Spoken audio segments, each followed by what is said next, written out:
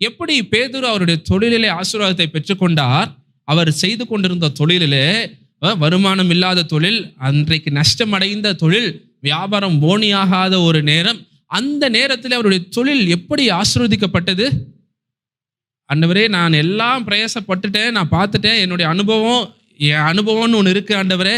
அந்த அனுபவத்தின்படி எனக்கு தெரியும் நீர் சொல்லுகிறது வேலைக்கு ஆகாத ஆண்டவரே, ஆனாலும் நீர் சொல்லுகிறதுனாலே நான் செய்கிறேன் ஆண்டவரே. கீழ்ப்படிதல்.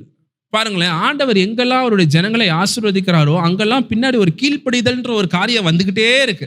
கீழ்ப்படிதல்ன்ற ஒரு காரியம் வந்துகிட்டே இருக்கு. ஆண்டவரே, அதெல்லாம் செட் ஆகாது ஆண்டவரே, அதெல்லாம் ஒன்றும் செட் ஆகாது, அப்படி நீங்க ஆசீர்வதிங்க நினைச்சா ஆசீர்வதிச்சுக்கோங்க ஆண்டவரே, அப்படின்னு தான் நம்ம நிறைய நேரம் வாழ்கிறோம். ஆனா நாம் அந்த கீழ்ப்படிதல் என்ற ஒரு காரியம் உள்ளே நாம் வரும் பொழுது, ஆண்டவரே எனக்கு தெரியும், ஆனாலும் பரவாயில்ல ஆண்டவரே, நீர் சொல்லுகிறீர், உங்களுடைய வார்த்தை என்னை நோக்கி வருகிறது, நான் கீழ்ப்படுகிறேன் ஆண்டவரே, நான் போய் பண்றேன். ஒரு முட்டாள்தனமான செயலாய் தோன்றினாலும் இப்போ போய் விளைய போட்டா ஒன்றும் வராது, பரவாயில்ல நீர் சொல்லிட்டீர், அது உலகத்தின் பார்வைக்கு அது வேறு விதமாய் தெரிந்தாலும் நான் பண்ணுகிறேன் ஆண்டவரே என்று சொல்லி அவன் போய் வலையை விரித்த உடனே உலகமே ஆச்சரியப்படத்தக்கதாய் அந்த ஆண்டவர் ஒரு ஆசீர்வாதத்தை கட்டளையிட்டார். ஆகவே நம்முடைய வேலைகளிலே நாம் கர்த்தருக்கு பயந்து, எந்த நாள் பயந்து? பேதுருக்கு தெரியவே தெரியாதுங்க. பேதுருக்கு அந்த கீழ்ப்படிதல் எப்படி வந்துச்சுன்னா, ஐயோ ஆண்டவருக்கு கீழ்ப்படிஞ்சா அவர் நிச்சயமா அற்புதம் செஞ்சிருவாரு அப்படின்னு பேதுருக்கு தெரியாது. நமக்கு தெரியும் என்ன நடந்திருக்கிற சரித்திரம் இருக்கு, நம்ம பார்க்கிறோம், நமக்கு தெரியும்.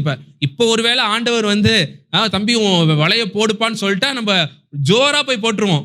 ஆண்டவரை நீர் சொல்லிட்டீர் போடுவோம், ரைட், நமக்கு ஆசீர்வாதம் நிச்சயம் கேரண்டி, ஆண்டவர் சொல்லிட்டாரு போய் போடுவோன்னு போட்டுருவோம். ஆனா பேதுரு வலைய போடும் பொழுது இப்படி ஒரு சம்பவமே நடக்கலையே, சரித்திரத்தில் இப்படி நடந்ததில்லை. பேதுரு இப்படி செய்தியும் கேட்டது கிடையாது. பேதுரு தேவாலயத்தில் உட்கார்ந்து இப்படிப்பட்ட செய்தியும் கேட்டதில்லை. இது பேதுருக்கு புதுசு. பேதுருக்கு வெறும் ரொம்ப புதுசு. It is very new to Peter's ears. அவருடைய காதுகள் மிகவும் புதுசான ஒரு காரணம். தெரியாது என்ன நடக்க போகுதுன்னு தெரியாது பேதுருக்கு. ஆனா ஏன் அவர் கீழ்ப்படிந்தார்?